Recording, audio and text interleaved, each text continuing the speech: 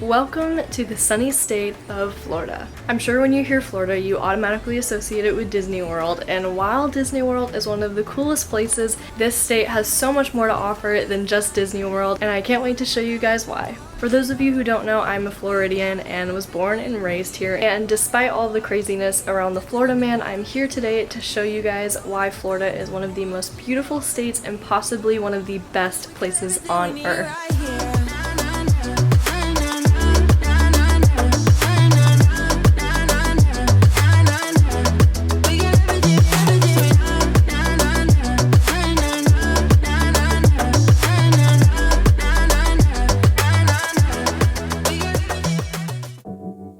Welcome to the Florida Keys.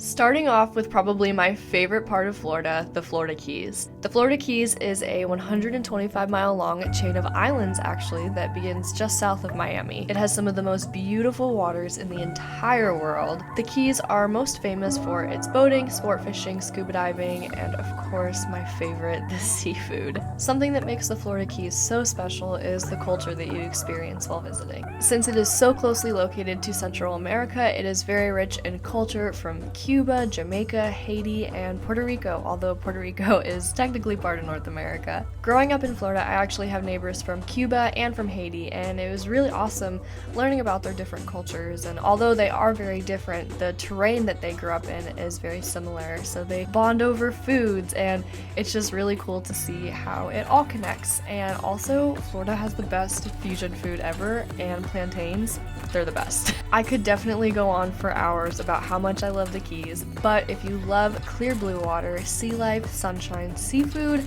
cultural diversity, and wonderful people, then definitely add this to your list and visit next time you're in Florida. Okay, I totally just ended that, but I have more to say. Key lime pie. If you are in the Keys, get key lime pie. Hence the name. It is the best of the best. It will change your life. It is amazing. Go try it. Okay, bye. Okay, this is an exciting one, and I really feel like I'm in a cenote in Tulum.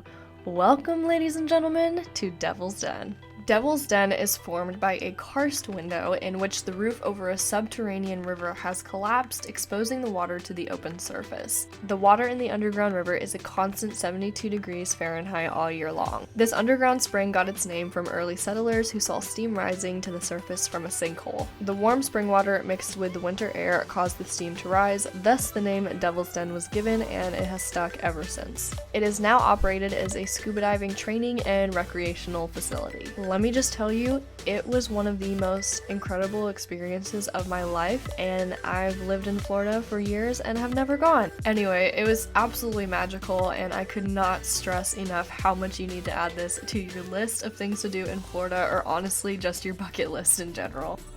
Welcome to Cocoa Beach, a place I spent a lot of time growing up as my family is based here, and then let me tell you, it is gorgeous. Cocoa Beach is rich in surf history, including producing the 11-time world surfing champion Kelly Slater, and if you ever find yourself here, check out the world's largest surf shop, Ron Jon's. There's a few Ron Jons, but this one is insane. There is nothing better than Florida's white sandy beaches, especially for sunrise, and Cocoa Beach has some of the most beautiful sunrises in the world. Whenever we are visiting, we always go on walks during sunrise on the beach, and it is so beautiful and peaceful and just a wonderful way to start the day in general. So if you ever find yourself in Cocoa Beach, definitely do not miss a sunrise. Carson's first day at the beach, and what's going on? We got sharks in the water. They just pulled everybody out of the water because there's a shark somewhere in the wave. Let's see if we can even find them. And then there's some silly surfers that are still out there. Welcome to Wekiva Springs. Wekiva Springs is a place that I always bring people that haven't been, or if it is their first time in Florida, because it has so much to offer. Wekiva Springs is a natural spring that is 72 degrees Fahrenheit all year long, very similar to Devil's Den.